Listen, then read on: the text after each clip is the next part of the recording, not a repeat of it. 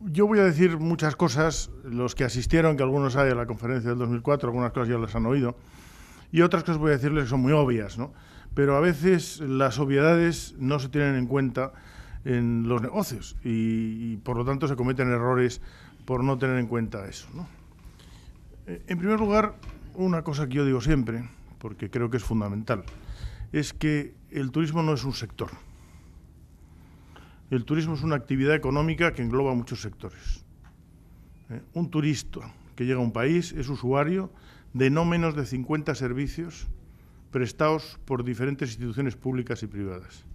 Y cualquiera de esos servicios se pueden convertir en el cuello de botella del desarrollo de la actividad. Y por lo tanto, un ministro de turismo es irrelevante si no es capaz de incidir en esos otros sectores.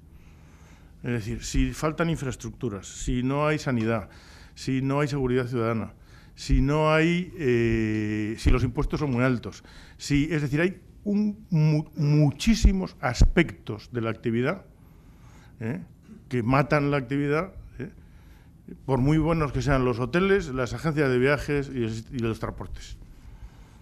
Son tan importantes o más que ello. Por lo tanto, la política turística, si tiene que ser una política eficiente, tiene que ser una política presidencial.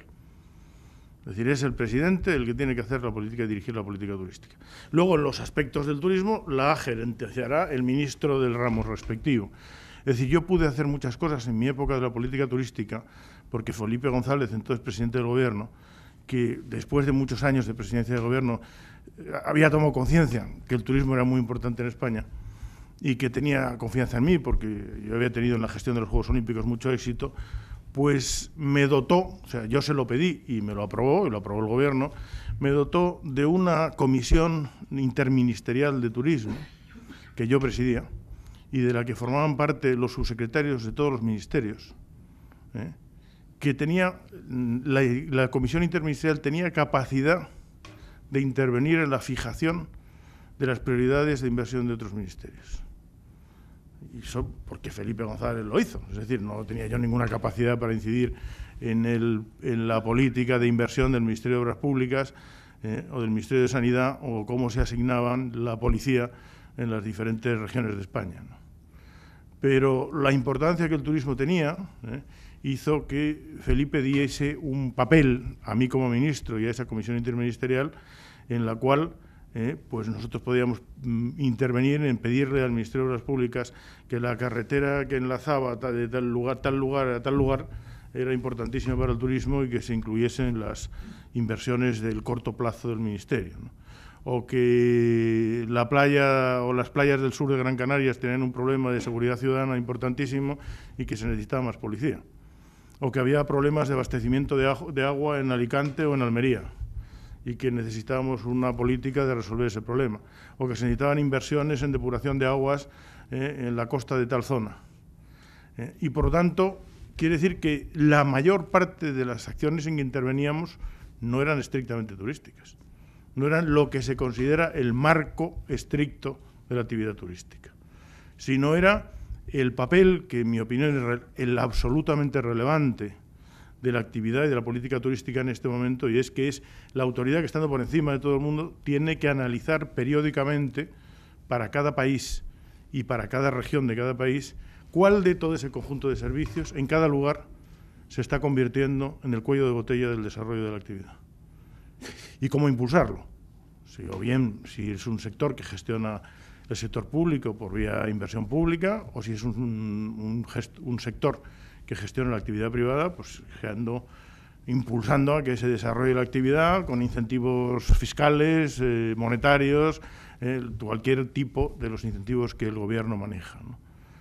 Porque si no funciona equilibradamente ese conjunto de servicios, el sector no funciona. Y basta con ver ejemplos en el mundo. Por ejemplo, África no se desarrolla por un problema de sanidad. El turismo desarrolla en África porque tienen enfermedades endémicas que no se resuelven, no hay vacunas eficaces contra las enfermedades del subdesarrollo de África, porque son países desarrollados, por eso no hay la investigación necesaria sobre esas enfermedades, y por lo tanto una parte importantísima de los ciudadanos del resto del mundo no quieren ir a África. Para los europeos África está mucho más cerca que América y mucho más cerca que Asia. Y además tenemos el mismo uso horario y nos sería muchísimo más cómodo ir a África que a otros países. Y no vamos a África. Y no vamos a África porque la sanidad es un país, un continente en que tienes graves riesgos de contraer enfermedades serias y graves y al que algunas no se curan.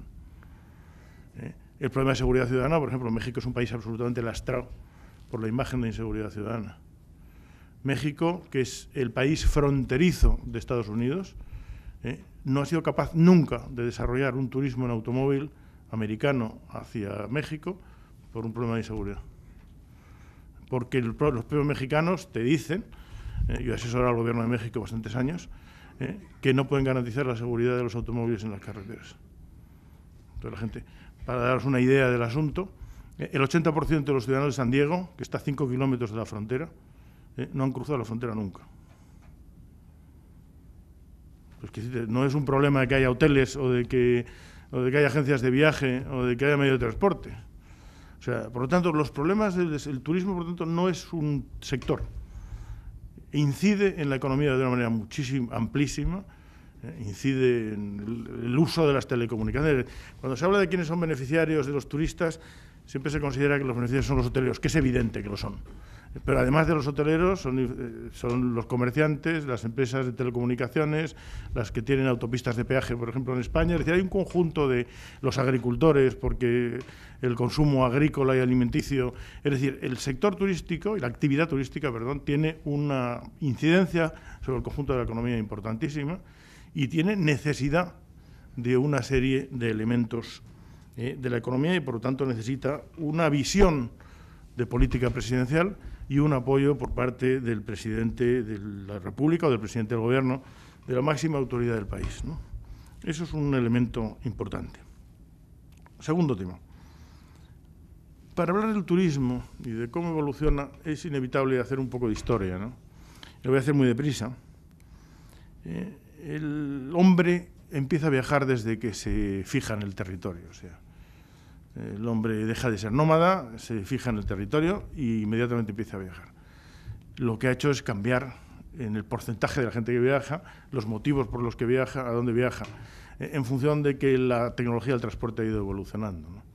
Inicialmente el hombre empieza a viajar para comerciar, eso ha viajado siempre, y por motivos religiosos. Es decir, los motivos religiosos han sido uno de los elementos que desde el comienzo de la humanidad han movilizado a la gente a viajar a la tumba de un santón, de una figura religiosa, de un mito religioso, un lugar donde el sol coincidía con un día del año, producía una luz determinada o un no sé cuántos.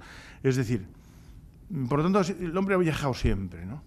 Lo que se ha producido es un cambio progresivo en función de que fuese más fácil viajar y, por lo tanto, la tecnología del transporte evolucionaba, que hace que en el siglo XIX se dé un salto. Es decir, la aparición de la máquina de vapor, con la generación del ferrocarril y del barco de vapor, hace que se dé un salto enorme y que empiece a ser una actividad económica con una cierta importancia, ¿no?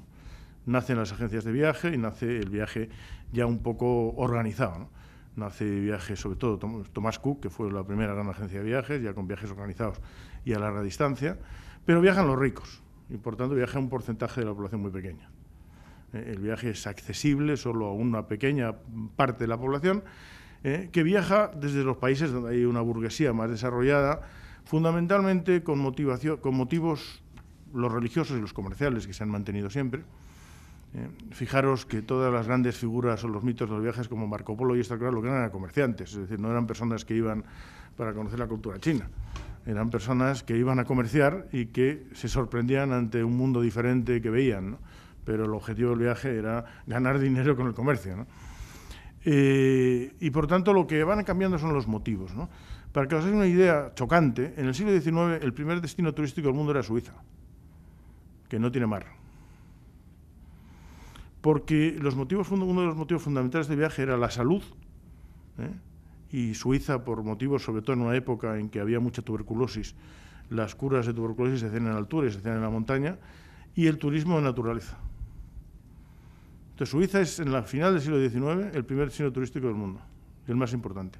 Eso hace que las escuelas hosteleras de Suiza sigan siendo las más prestigiosas, que la escuela de Lausanne es el mito de la formación en hostelería, y que sigan teniendo un gran prestigio los hoteles suizos, ¿no? Porque es un poco la cuna del turismo moderno, ¿no? Suiza, ¿no? Y la cultura. Es decir, el turismo se mueve por naturaleza, salud, comercio, religión y cultura. Con la entrada del siglo XX, el tema continúa simplemente, pero a partir de la Guerra Mundial se produce un fenómeno que cambia radicalmente y que revoluciona el turismo, ¿no? Y es que las políticas de redistribución de renta, primero, el crecimiento económico continuo desde el año 45 hasta el año 73, hay 28 años de crecimiento económico del mundo occidental de manera continuada, hasta la primera crisis del petróleo del año 73, y la política de redistribución de renta que genera, por un lado, la política de Roosevelt del New Deal, la política keynesiana y la política socialdemócratas europeas, generan una nueva clase media de una dimensión absolutamente diferente, muchísimo más grande, que por primera vez tiene resueltos los problemas básicos del hombre. Tiene resuelto la vivienda, la alimentación, la sanidad, la educación, tiene resuelto el problema de las pensiones y tiene vacaciones pagadas y renta disponible. Y eso empieza en los años final de los 40, principios de los 50. Y esa gente vive toda en la parte más fría del hemisferio norte. Vive en el norte de Estados Unidos, en Reino Unido, Alemania, países nórdicos, Holanda, y por tanto vive en clima frío. Entonces, de repente, sin que nadie lo hubiese previsto, sin que hubiese, por tanto, una organización para dar apoyo y soporte a eso, esa gente decide que quiere pasar su tiempo de vacaciones en el clima templado del sur. Y empieza a desplazarse hacia el sur a pasar las vacaciones. A California y a Florida, en el caso de Estados Unidos, y al sur de Europa, en el caso de Europa. Entonces se produce una avalancha no prevista,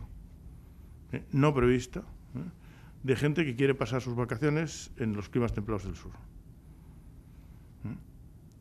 La economía dice que cuando se produce una demanda, inmediatamente la oferta, a corto plazo, se produce la inversión necesaria para que la oferta equilibre la demanda. Bueno, en el turismo no se ha producido en 40 años, porque durante muchísimos años el establishment económico de todo el mundo consideró que el turismo era una moda pasajera, que pasaría enseguida. Y entonces los ricos de la época, en todas partes del mundo, no es un tema solo español, que por supuesto en España se produjo igual, no invirtieron en turismo. Ni la gran banca, ni las grandes fortunas invirtieron en turismo. Todos los magnates del turismo son gente que vivía en zonas turísticas y que creyó en el turismo y que no tenían ninguno de ellos, o sea, todos los grandes empresarios españoles de Baleares, hace 50 años no tenían ni 5 céntimos ninguno. Quitando a Miguel Fluxá, que su familia tenía una empresa de fabricación de zapatos, los demás eran pobres como las ratas. Escarrer era un empleado de una agencia de viajes, Barceló tenía un autobús que hacía una línea con un solo autobús de enlace entre dos pueblos, es decir, no tenían ni 5. Es gente que cree en que el turismo va a ser importante, se arriesga e invierte. E invierte inclusive financiado por los turoperadores. Es decir, el desarrollo turístico español, en parte lo financian los turoperadores porque surge la figura del turoperador, ahora hablaré de ello, que es porque es muy importante en la historia del turismo. Lo que hay es una demanda, un señor que tiene un cliente y no tiene dónde enviarlo. Y entonces necesita hoteles en las zonas donde quieren ir los clientes. Entonces financian la construcción de los hoteles. Una parte importante, sobre todo los hoteles construidos en los años 50 y 60 en España, lo financian los propios turoperadores, que anticipan el dinero a cambio de servicios. Es decir, que el hotelero construye el hotel y se lo paga luego con los servicios del hotel.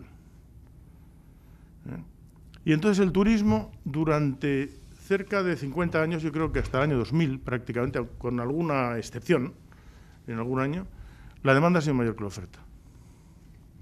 Por lo tanto, es un sector que ha vivido en la gloria. En temporada alta, la demanda era mayor que la oferta. Entonces, es un sector en que ha habido muy poca competencia, por tanto, ha tenido que desarrollar muy poco el marketing, y que ha tenido ignorado al cliente siempre.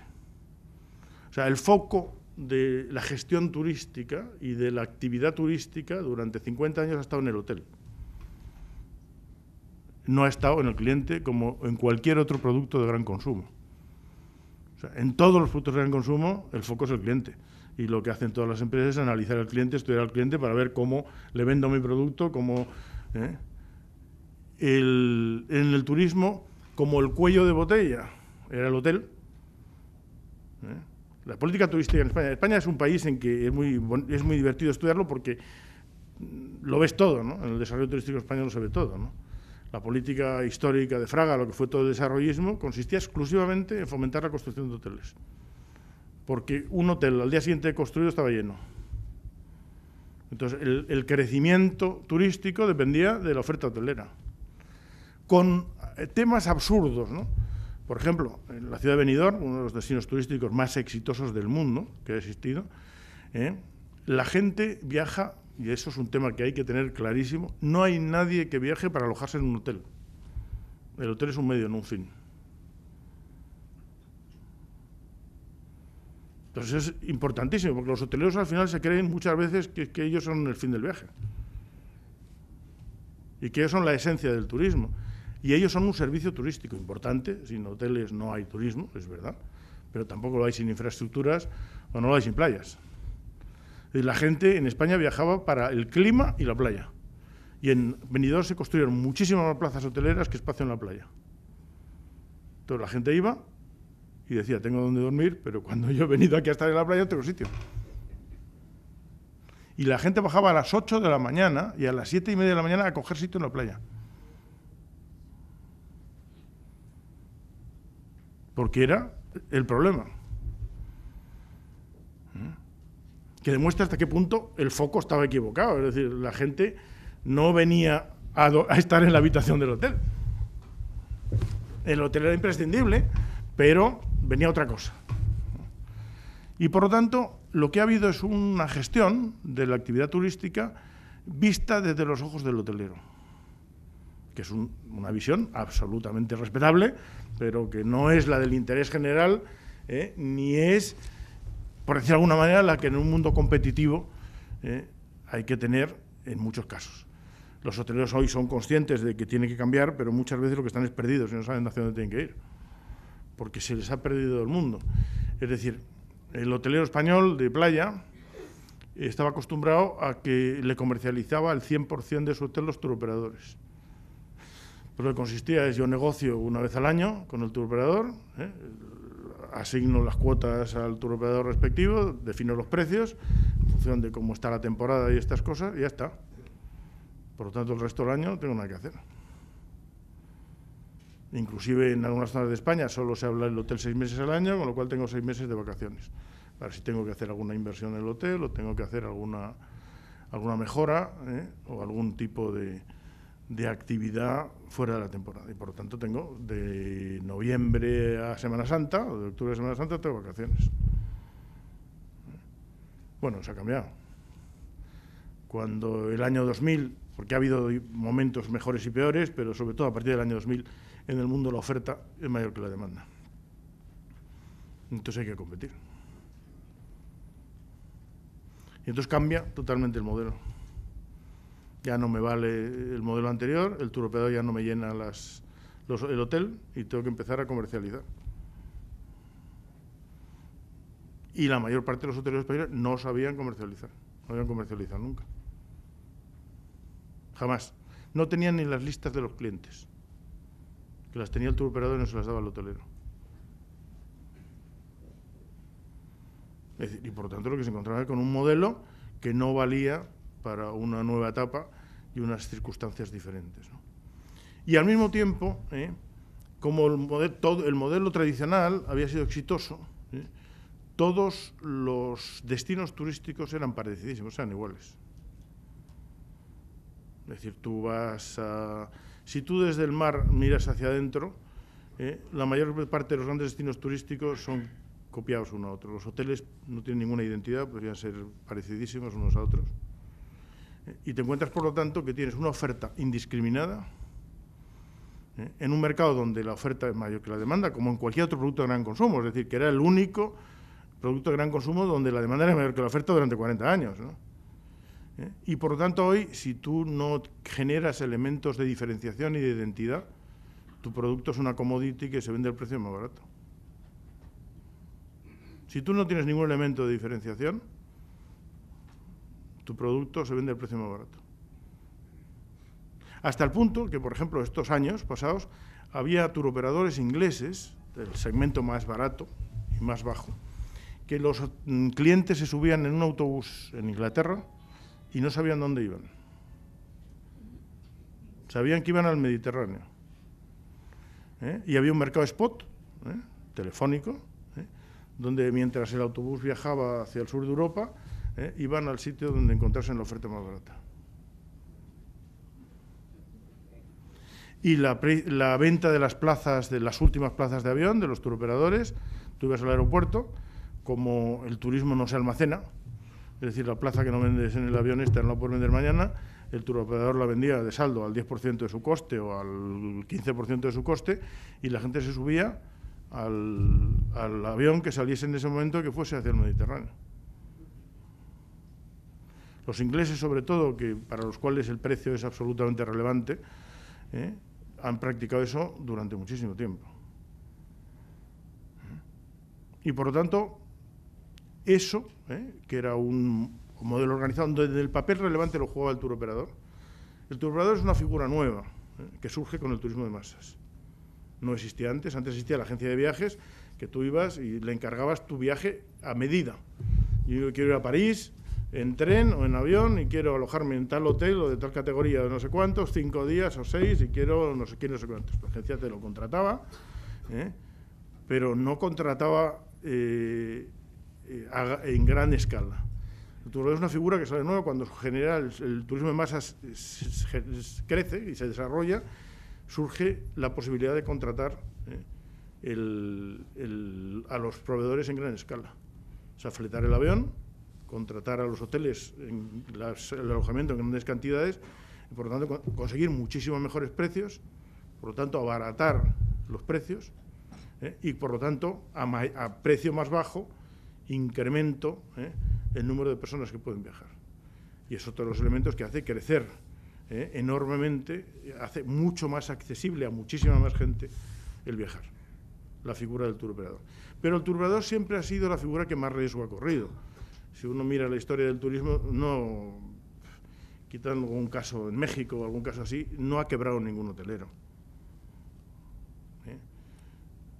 Y en cambio han quebrado muchos turoperadores y turoperadores muy importantes. Porque es la figura de marrero, porque es el que asume el compromiso. Él, llene o no llene el avión, lo tiene que pagar. Y la contratación de camas, como la demanda era mayor que la oferta, el hotelero exigía garantías, vendiese o no vendiese el turoperador las plazas.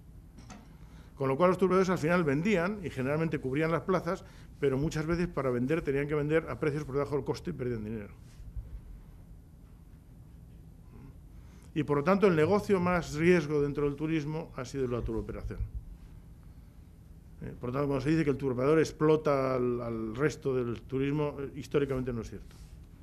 El turoperador ha sido, dentro de la cadena de valor y de servicios del turismo, el que menos dinero ha ganado, tradicionalmente. Porque es un empresario que no tiene activos, es más fácil también iniciar, hay menos barreras de entrada a la actividad, porque no requiere una gran inversión, pero lo que sí hay es un riesgo muchísimo mayor. Entonces, la figura del turoperador surge en esta época, por lo tanto, acelerando el crecimiento de la demanda turística, ¿no? Eso hace que en 1950, para que se hagan ustedes una idea del crecimiento del turismo, había 25 millones de viajes internacionales y en el 2007 hubo 903 millones. Quiere decir que el número de viajes internacionales se multiplicó por 36 y generó una actividad nueva, como era el turismo de sol y playa, que no existía. Surgida de la nada y surgida por la demanda, no por la oferta. Y por lo tanto la oferta ha vivido a rastras de la demanda totalmente, durante muchísimo tiempo. Bueno, eso ha cambiado, y hoy, por lo tanto, primero, los destinos, sobre todo los turísticos, están todos trabajando tienen que repensar su identidad. O sea, tienen que pensar qué identidad diferencial tienen que ofrecer al mercado. ¿Por qué? ¿Qué ofrezco yo que haga que el cliente venga a mi destino, aunque sea más caro que otros? ¿Qué oferta diferencial hago? ¿Y cómo me posiciono en el mercado para conseguir captar al cliente, aunque no sea el más barato? El caso de España es evidente también. España es un país que por el crecimiento económico y porque la mano de obra es mucho más cara y porque somos un país desarrollado, España empezó su desarrollo turístico porque era muy barato. Hoy somos muchos más caros que otros destinos y el turista sigue viniendo a España. Entonces, cuando le preguntamos al turista que viene, ¿por qué viene usted a España? La respuesta es siempre la misma, ¿no? Porque es el país donde más me divierto. Porque la oferta española tiene la complejidad para satisfacer a todos los clientes. O sea, tiene el nicho de diversión para cualquier cliente. Se divierte el que le interesa la cultura, el que le interesa el deporte, el que le interesa la marcha que llamamos en España, o sea, la vida nocturna, bailar, ligar, alcohol y vida hasta las 6 de la mañana, el que viene vida familiar, el que quiere turismo deportivo. Y además tiene actividades desde las 8 de la mañana hasta las 5 de la madrugada. Tiene seguridad ciudadana y tiene toda la complejidad de la oferta. Por ejemplo, el problema del Caribe es clarísimamente el que a partir de las 5 de la tarde la gente se aburre y que se mata.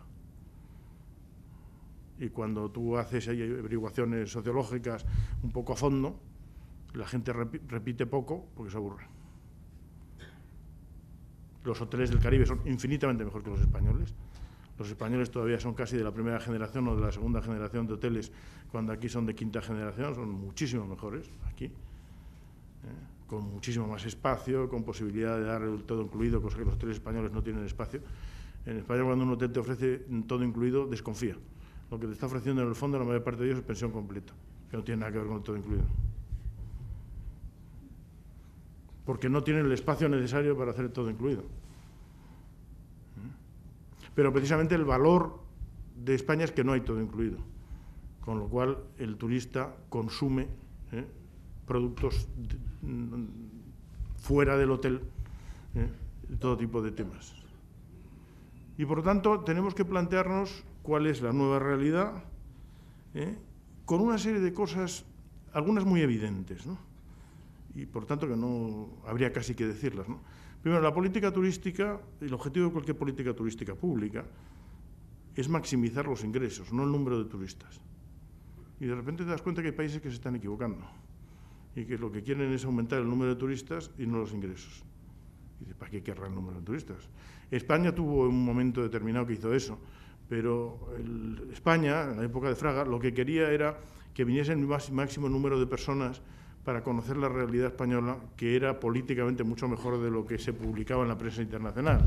Y por lo tanto era un tema de promoción y de cambio de imagen política del país, ¿no? De la dictadura de Franco. Entonces ahí había un interés añadido. Por ejemplo, la gran pelea de Fraga con los hoteleros, que tuvo una enorme y una brutal pelea con los hoteleros continuamente, era por los precios. Porque claro, en un momento en que la demanda era mucho mayor que la oferta, el hotelero podía fijar precios altos. Y claro, los precios altos, y por lo tanto generar más ingresos, ¿no?, perjudicaban al número de turistas que viniese y por lo tanto al crecimiento y a la mejora de la imagen del régimen de Franco en el mundo. En un momento además que los precios en España los fijaba el gobierno, tenían que ser autorizados por el gobierno. Entonces ha habido momentos que, bueno, pues en ese momento había una justificación política o un planteamiento político, podías compartirlo o no, de que el número de turistas era importante. Pero en una situación como la del mundo actual, lo importante son los ingresos, ¿no? Y por lo tanto los precios son un elemento relevante para los ingresos. Luego hablaré de eso en el momento de crisis, porque es muy importante cómo en los momentos de crisis y caída de la demanda se comportan los precios, ¿no? Y por lo tanto hablaré de eso. Otro tema importantísimo es que hay que tener siempre presente que el gasto turístico es proporcional al tiempo de estancia. Y por lo tanto, que una vez que tú has transportado a una persona desde larga distancia, pues debes maximizar el tiempo de estancia. Y el tiempo de estancia en un país, pues será el número de días, pero en un lugar de diversión es el número de horas. Y por lo tanto tú debes optimizar el número de horas. Los americanos, que están, como en casi todo, desarrollados 20 años por delante en todo lo que es el marketing turístico y en todo lo que es la visión de la comercialización y la visión de cómo maximizar los ingresos en turismo. Por ejemplo, han desarrollado 2 destinos turísticos que no tienen ningún elemento de recurso natural para desarrollarlo. Nosotros todo lo que desarrollamos es porque tenemos o un recurso natural, llámese una playa, un gran paisaje, unas cataratas, un no sé qué, o un recurso cultural también heredado históricamente de que nuestros abuelos construyeron una catedral o hicieron nuestros antepasados. Los americanos han desarrollado los dos puntos turísticos más importantes del mundo, que son Las Vegas y Orlando, donde no había nada y no hay ningún atractivo natural. Y han desarrollado todo en base al marketing. Entonces uno, si analiza eso, puede aprender muchas cosas. Por ejemplo, Orlando, los parques de atracciones son el modelo perfecto de diseño de marketing. Ellos tienen clarísimo que el gasto es proporcional al tiempo de estancia. Entonces, si muchos de ustedes conocen cualquier parque Disney, tiene a las 11 o a las 11:30 de la mañana una cabalgata que es única en el día y que no hay otra y que todos los niños quieren ver. Y a las 8 de la tarde o algo así, o tienen otra cabalgata o unos fuegos artificiales o una otra actividad que es fundamental ver también. Con lo cual obligan a la gente a entrar antes de la primera cabalgata de por la mañana y salir después de la última por la tarde. Y te obligan, por tanto, a estar 10 horas. Por ejemplo, el gasto en las tiendas y en la alimentación es proporcional a las colas de las diversiones. Entonces el parque tiene que estar dimensionado para que siempre haya colas. Porque la gente y los chicos, sobre todo, van a comer y a comprar cuando se producen colas. Entonces tienen analizado todo absolutamente para optimizar los ingresos. En España, que se ha habido mucha inversión pública en parques temáticos, los ha diseñado el Estado y fue desastroso. Por ejemplo, todos son grandísimos, con lo cual no hay colas nunca y da la impresión siempre que están vacíos. Y por lo tanto nadie compra nada ni nadie come nada. Y además, como has montado en todas las atracciones en 4 horas y has entrado a las 10 de la mañana, a las 2 del mediodía te vas. Y por tanto no comes ni el almuerzo del mediodía.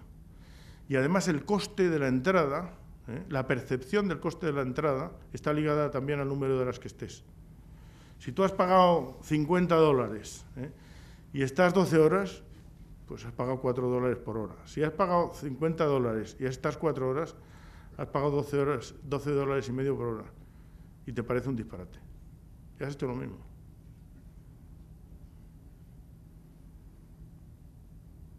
Entonces, pongo eso como ejemplo de cómo la explotación y el negocio turístico tiene modelos de gestión que están al alcance de cualquiera, pero que nadie utiliza. Ni en España, ni aquí, o casi nadie. Que no quiero decir que no haya excepciones.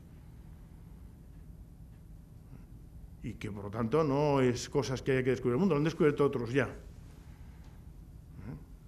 Y, por lo tanto, ¿cómo hay que tener en cuenta todo eso? Y todo está en que los americanos llevan 20 años haciendo sociología del ocio y estudiando a los clientes. Por ejemplo, en Europa los primeros estudios balbucientes de sociología del ocio se han empezado a hacer hace 3 o 4 años. Los americanos llevan 15 años haciéndolo. Y descubres que hay elementos de ocio diferentes en cada país.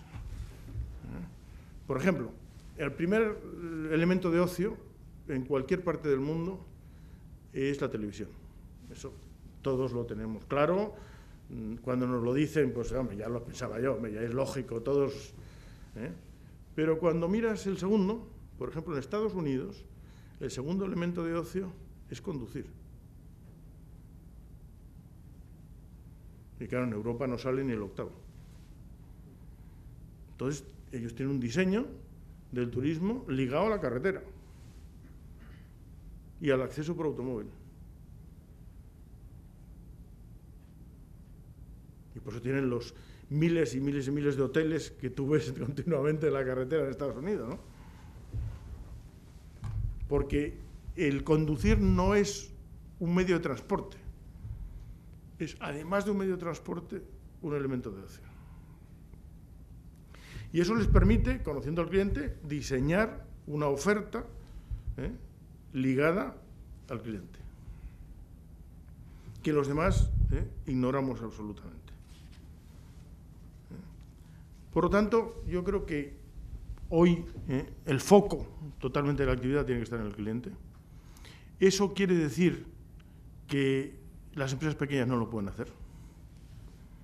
No tienen capacidad, es decir, el coste de los estudios necesarios para investigar sociológicamente al cliente a lo mejor lo puede hacer alguna de las grandes empresas, pero no puede hacer las pequeñas, y que por lo tanto eso es una cosa que tiene que hacer la administración pública y ofrecérselo a las empresas.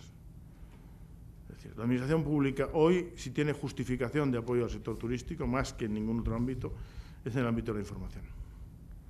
Es generar la información necesaria para que el empresario pueda planificar y desarrollar su actividad con la máxima garantía. Mucho más que subvención o inclusive mucho más que promoción. Y el cliente, además, por otro lado, el cliente de los años 60 viajaba por primera vez, era de clase media, con un nivel cultural medio bajo. Es decir, era, pues no sé, por poner un ejemplo de un cliente español, era carnicero de Hamburgo, con un nivel cultural muy bajo, que no había viajado nunca y que, por lo tanto, aceptaba de buen gusto lo que le daban. Venía a pasarlo bien, no quería problemas, y entonces el que la habitación o el servicio no fuese muy bueno, pues no importaba mucho porque no tenía con qué comprar. Bueno, eso ha cambiado radicalmente. Hoy inclusive ese mi señor, que entonces tenía 30 años, hoy tiene 70 y tantos, sigue viniendo a España, pero hoy ha recorrido muchos países del mundo, ha estado en muchos hoteles y hoy exige. Y los jóvenes cada vez tienen más nivel cultural, han viajado más, se han movido más, y por lo tanto es un cliente mucho más conocedor y mucho más exigente. Y hay que tener siempre en cuenta una cosa. La gente exige en el hotel como mínimo lo que tiene en su casa, de ahí para arriba.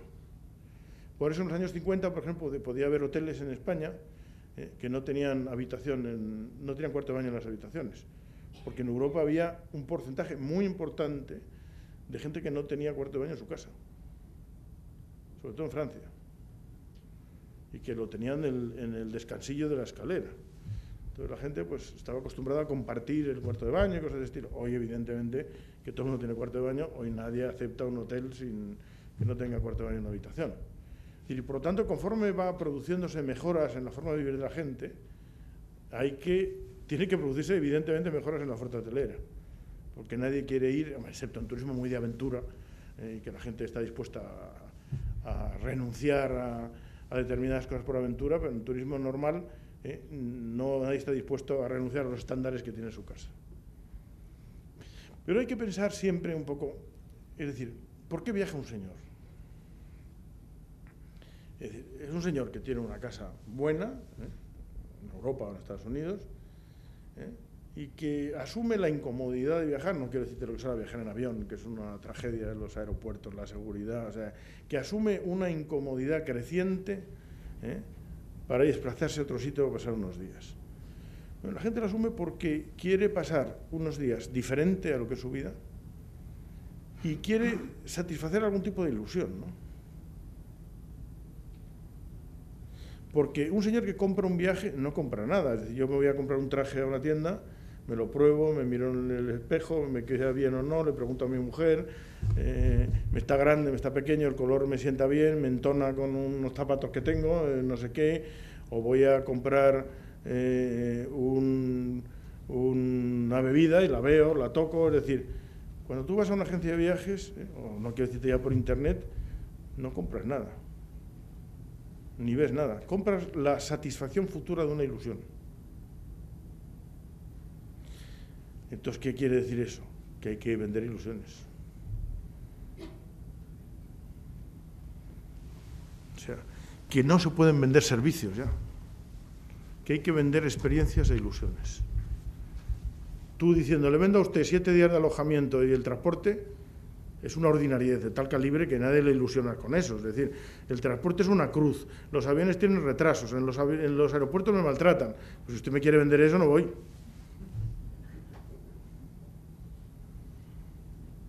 Sí, por tanto, no se pueden vender servicios hoy.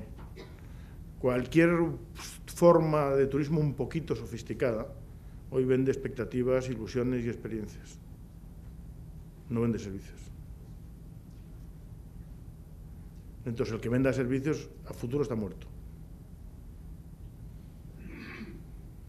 Entonces, eso lo puede vender el turoperador o lo puedes vender tú.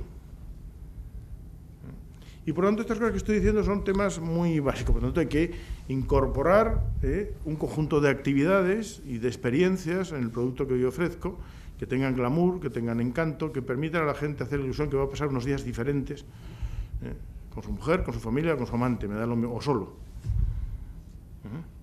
Pero que se impliquen la generación de una ilusión y la satisfacción de una ilusión que tenga. Y los grandes cambios que se han producido, todavía no tan importantes en los viajes a larga distancia, pero absolutamente han cambiado el mundo de los viajes de corta distancia, es la aparición de Internet y de las líneas de bajo coste.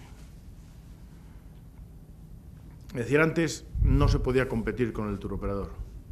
Cualquier forma de organización del viaje era mucho más cara que el turoperador. Y por lo tanto, el turoperador tenía toda la ventaja de que al comprar en grandes cantidades, abarataba el precio, y tenías que acomodarte al turoperador. Por ejemplo, en el caso del viaje a España, eran viajes de una semana o de 2 semanas, es decir, eran módulos de una semana. Los viajes salían los lunes y los sábados, y tenías que ir el sábado y volver el sábado, y si no, te costaba mucho más. Bueno, la aparición de Internet, en primer lugar, la aparición de las líneas de bajo coste ha reducido de manera dramática el coste del transporte. Y las líneas de bajo coste vuelan todos los días. Y el Internet permite comercializar a coste muy barato, por supuesto, a los hoteles grandes, pero también a los pequeños. Entonces, los hoteles pequeños que no tenían espacio en el turismo de gran consumo a través de turoperador, a un turoperador no le interesaba nunca un hotel pequeño, porque no le daba dimensión, no le daba volumen, ¿no? Le complicaba el traslado de los clientes. Hoy tú por Internet, tú puedes montarte tu viaje, contratar el transporte y el alojamiento a un precio tan barato o más que el turoperador, totalmente a tu medida, con el producto que te gusta. Y si quieres 5 días, 5 días. Si quieres 3, 3. Si quieres salir un lunes y volver un sábado, salgo un lunes y vuelvo un sábado. Eso ha hecho que los turoperadores han perdido en España 20 puntos de cuota de mercado, que han pasado a turismo individual. Pero eso ha generado que los hoteleros tienen que ser capaces de vender. Y tienen que estar en Internet en condiciones y tienen que, por lo tanto, estar en el mercado. Ya no es un problema de contratar con el turoperador la ocupación completa de mi cadena, ¿no? Yo era miembro de la junta directiva de un hotelero, una empresa hotelera importante española, hace el año 97, cuando dejé el ministerio, 98, que vendió toda su capacidad hotelera por 5 años a un turoperador al 100% y con pago anticipado. ¿Qué riesgo tiene ese hotelero? Le han pagado por anticipado la ocupación de su cadena durante 5 años, en un momento en que la demanda en España era mucho más fuerte que la oferta. Eso ha desaparecido, ya no existe. Y hoy yo tengo que tener capacidad de salir al mercado, de estar en Internet y de vender directamente. Por tanto, los hoteles están creciendo sus comerciales, están creciendo la actividad de comercialización, están intentando posicionarse en los diferentes... Y eso ha generado un cambio. Los viajes a larga distancia, las líneas de bajo coste todavía juegan un papel muy poco relevante, pero lo van a jugar. Es evidente que es mucho más fácil gestionar una línea de bajo coste en distancias cortas que en largas, ¿no? Se optimizan mejor el uso de los aviones, que es un elemento fundamental. Muchas de las cosas que son reducciones de costes muy importantes en líneas de bajo coste son muy fáciles de reducir en vuelos cortos y más difíciles de reducir en vuelos largos. Por ejemplo, el espacio. En un vuelo de 3 horas tú aguantas un espacio muy reducido. En un vuelo de 9 hay asientos de vuelos cortos que no se pueden aguantar, ¿no? El no dar ningún tipo de alimentación o de bebida en espacios, en un vuelo de 3 horas no pasa nada. En un vuelo de 9 horas pues empieza a tener problemas, ¿no? El equipaje que se lleva en un viaje de larga distancia es muy diferente al que se lleva en un... O sea, pero ya están empezando y van a crecer las líneas de bajo coste en la larga distancia, donde hay que prever que eso se va a producir. Y eso significa, por ejemplo, en destinos españoles, ¿no? En este año, por ejemplo, ha habido una caída muy importante para el año 2009 del fletamiento de aviones de los operadores centroeuropeos hacia Canarias. Yo fui a Fuerteventura y a Lanzarote, son dos de las islas turísticas importantes de Canarias, hace 2 meses y estaban aterrorizados. Todavía son la zona turística de España que todavía menos ha evolucionado en su forma de comercialización. Y entonces decía, si no tenemos turoperadores que nos traigan turistas, ¿qué va a pasar? Bueno, pues evidentemente lo que han tenido que hacer es ponerse en contacto con las líneas de bajo coste y subvencionarlas a las líneas de bajo coste para que vuelen a las islas, llegar a un acuerdo con ellas, de garantizarles un mínimo de ocupación y llegar a un acuerdo que generen vuelos y por lo tanto estar en Internet, ¿no? Que son alternativas que no existían hace 10 años, donde no existían alternativas al turoperador, ¿no? Y por lo tanto eso es un tema que hay que tener en cuenta de manera inmediata, ¿no? Y yo creo que en esto, y tengo que terminar, porque me han dicho que tenía que terminar a las 9:05, están un poco las líneas generales, ¿no? De por dónde hay que caminar, ¿no? Por dónde está el futuro y por dónde hay que experimentar en el futuro. Sí quiero decir, antes de terminar, unas palabras sobre la crisis, ¿no? A ver, la crisis que se está produciendo, ¿cómo va a repercutir en el turismo? Bueno, evidentemente las predicciones no se pueden hacer exactas, más o menos, pero sí puedes intuir por dónde van los tiros, ¿no? La crisis va a afectar muchísimo a las inversiones, es decir, se van a paralizar la mayor parte de las inversiones por falta de financiación. Es decir, la banca en el mundo, no solo aquí, ni en Estados Unidos, ni en México, ni en España, está dispuesta, con muy salvadas excepciones, a financiar inmobiliario. O sea, donde ha perdido todo el dinero del mundo es en el sector inmobiliario, y entonces eso es como la peste. Quieren salir corriendo de todo el sector inmobiliario y vienen, por lo tanto, a tenerlo lo más lejos posible, ¿no? Puede haber excepciones, pero pocas, y por lo tanto van a paralizarse las inversiones. Eso significa que se van a paralizar aquí en el resto del mundo, por lo tanto, para el que tiene las inversiones hechas, mejor, le quitan competencia. No va a crecer la competencia, por lo tanto, para el que ya está, bendito sea. ¿Cómo va a afectar a la demanda turística global, o sea, los clientes que ya vienen? Yo hablaba con el presidente antes y le decía, a ver, el señor que no pierda el empleo en la crisis va a estar en mejores condiciones que el año pasado, porque va a costarle menos llenar el depósito de combustible todas las semanas y va a tener las hipotecas más baratas, porque los tipos de interés están en caída en todo el mundo, los tipos de interés hipotecario. Por lo tanto, va a tener más renta disponible y por lo tanto no es predecible que deje de viajar. Ahora el señor que pierda el empleo no se va a dejar de viajar, ¿no? Y entonces hay que evaluar y hay que ver un poco cómo va el desempleo y cómo va a evolucionar el desempleo y cómo va a evolucionar la situación psicológica de crisis. Porque el elemento más importante de la crisis termina siendo la psicología y las expectativas, mucho más importante que la realidad. Yo me he encontrado en España que hay una psicosis de crisis brutal, es verdad que hay una crisis muy importante, pero la psicosis está todavía por encima de la realidad, a gente como funcionarios que tienen asegurado el sueldo y que les van a subir además un 4 y pico % el sueldo y cosas de ese estilo, aterrorizados. Digo, ¿pero tú estás aterrorizado de qué? El Estado no te va a echar y vas a costarte menos, con la deflación te va a costar menos lo que vas a consumir, lo que vas a tener es más renta libre disponible. Es decir, ¿de qué te asustas? Por lo tanto, sí que hay que tener muy en cuenta el efecto psicológico de la crisis. Yo creo que la toma de posición de Obama es importante en el mundo sobre el tema de la percepción de la crisis y de la percepción psicológica de la situación del mundo. Vamos a ver cómo afecta eso. Pero, en fin, ese es un tema a tener en cuenta siempre, ¿no? Pero lo que es importante en un país como este, donde los turoperadores juegan un papel importante, es que es la crisis y la perspectiva de una caída de la demanda, que no tiene por qué ser muy grande, no genere un desmoronamiento de los precios. ¿Qué es lo que pasó en España el año 92 y 93? El año de España 92 y 93 hubo una caída de la demanda, la llegada de turistas del 3,5% y una bajada de los precios por encima del 20%, porque los hoteleros empezaron a hacerse la competencia entre ellos. Como no tenían medio de comercialización alternativa, es decir, era al mismo operador, el hotel del lado de otro, decir, ¿qué te ha ofrecido este? Tanto, yo un 10% menos. Entonces, la competencia entre los propios hoteleros generó un desmoronamiento de los precios. Por lo tanto, habiendo caído la demanda y el número de turistas un 3,5%, los ingresos cayeron por encima del 20%. Entonces, hay que generar una estrategia de negociación de los hoteleros que no se aterroricen ante la caída de la demanda y que no tiren los precios. Porque luego recuperar ese 20% costó 6 años.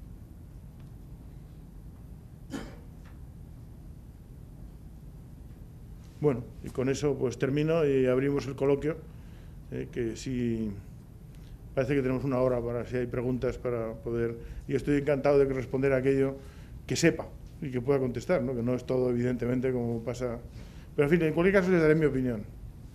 Muchas gracias.